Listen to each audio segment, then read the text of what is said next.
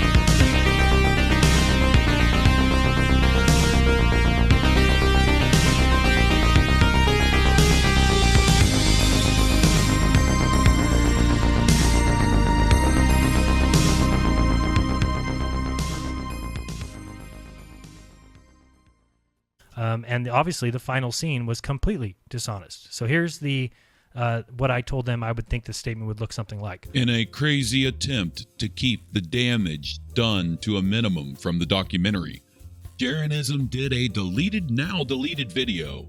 Godless Engineer captured it. Thank you, Godless Engineer.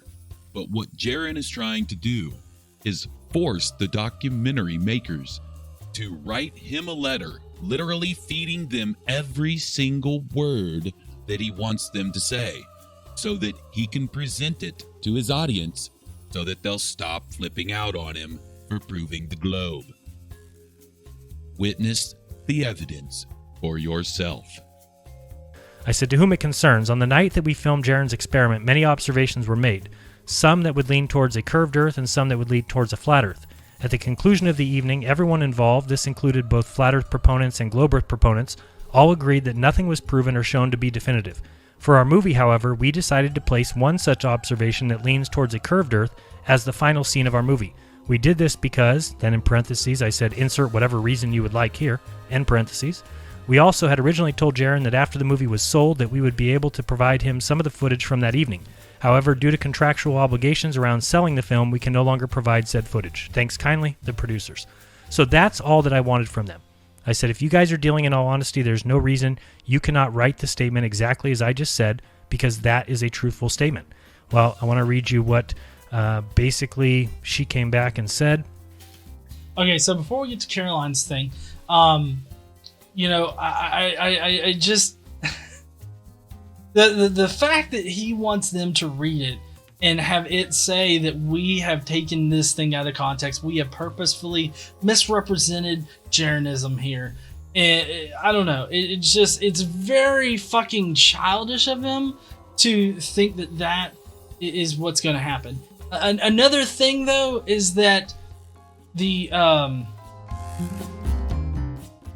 actual agreement between Caroline and him did not include the exact words of "we will give it to you after we sell the film." Exactly, GE. Why Jeran wants the footage is so he can doctor it like he has done with all of his other footage. It's very obvious. And why does he want this letter? For damage control. But it is what Jeran does next that is truly not only deceitful but stupid. He then doubles down on an even bigger lie and tries to tell people that the atmosphere can't work on the globe and therefore it debunks everything else. Take a look. The demonstration that Jeran attempted to do, he did the best. He did the best of his ability. So I should only be able to see it when it's at 17 feet. And they actually took a portion of the middle of it and used it as the final scene. Right. That interesting. Okay, go ahead and drive down there, Enrique. You're going to hold the light there. Enrique, how high is your light? 17 feet. And then they rolled credits as if Jeran had just found Curve. Right. I mean, it's his. We don't see you, Enrique. Lift up your light way above your head.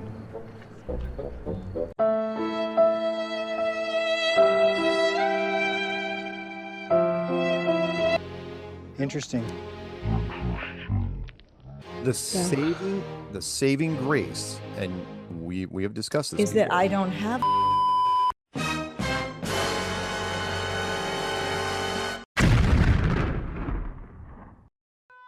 That's the same. Oh, we'll meet them again. No doubt.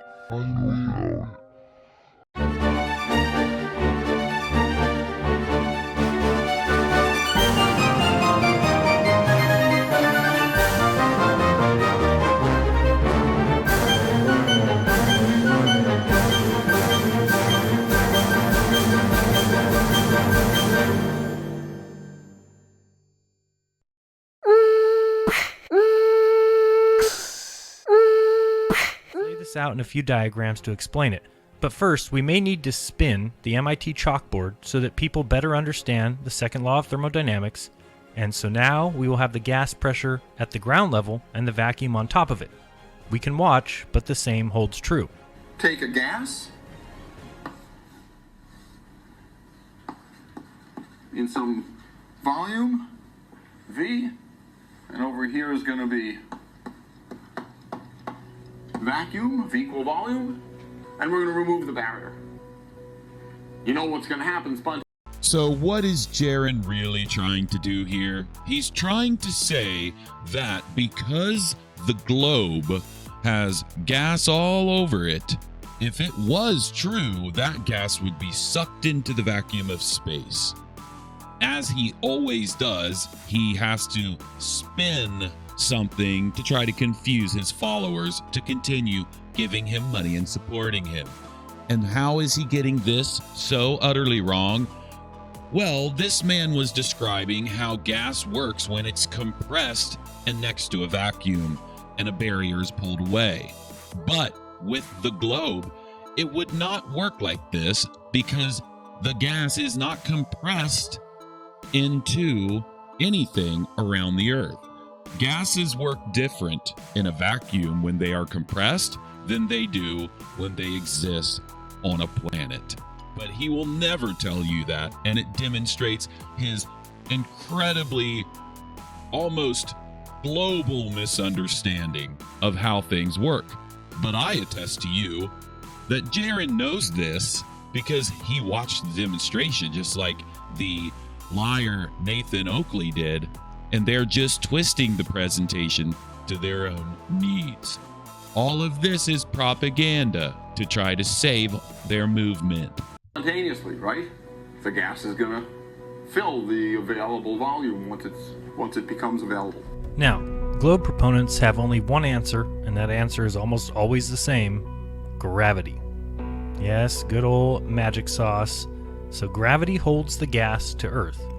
And I can debunk Jeran in just a few seconds. In fact, he gets debunked himself by everybody in the comments. See, here we go. And what do they say? What do the comments say?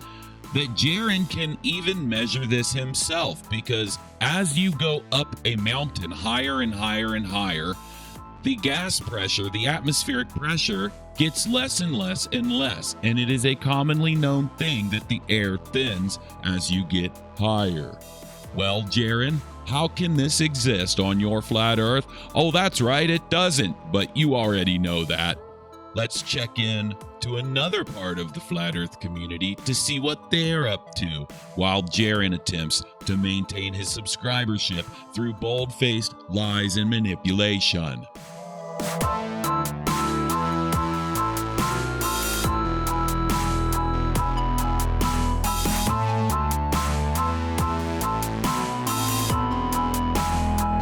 And then once he was there, Robbie asked him if he'd like to speak, and he chose to get up and speak. That's on him, but there certainly was no other ulterior motives, and that's not what you get in the mainstream. And it's never going to be. Flat Earth is never going to be taken seriously because it is the ultimate deception.